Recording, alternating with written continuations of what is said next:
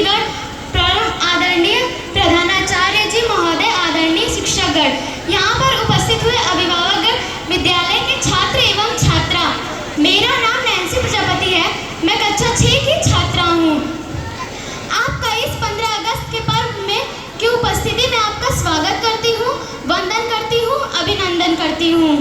मैं आप लोगों को एक स्पीच सुनाना चाहती हूँ जिसमें एक गर्भ में पल रही बेटी अपने माँ को पुकारती है। इसे सुनने के लिए एक बेटी की पुकार जरूर सुने।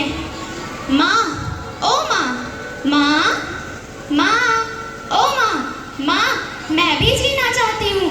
तेरी आंचल की ममता के ममत्व की कोख में पलना चाहती हूँ। माँ, मुझे मार मत, मुझे भी जीने दे, मुझे एक मौका तो दे। माँ, मैं वैसे हर कार्य करूँगी जो तू कहेगी।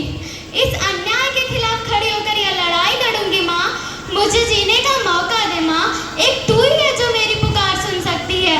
मेरी पुकार सुन।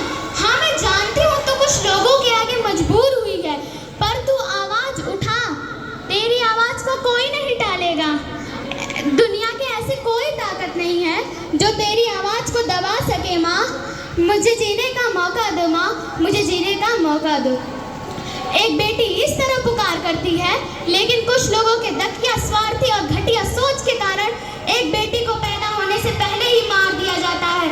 और वही लोग जब कहते हैं कि मेरे घर बहू आएगी, वही लोग जब कहते हैं कि मेरे घर बहू आएगी, जब आप बेटी को पैदा ही नहीं होने देंगे तो कहाँ से बहू आएगी, कहाँ से लेके आएंगे? आप लोग बेटी को बेटी मत समझिए। I am not only girl, I am lawyer. I am not only girl, I am doctor. I am not only girl, I am engineer. I am not only girl of leader of my life. जो चीज एक बेटों को मिलती है वो एक बेटी को क्यों नहीं मिलती?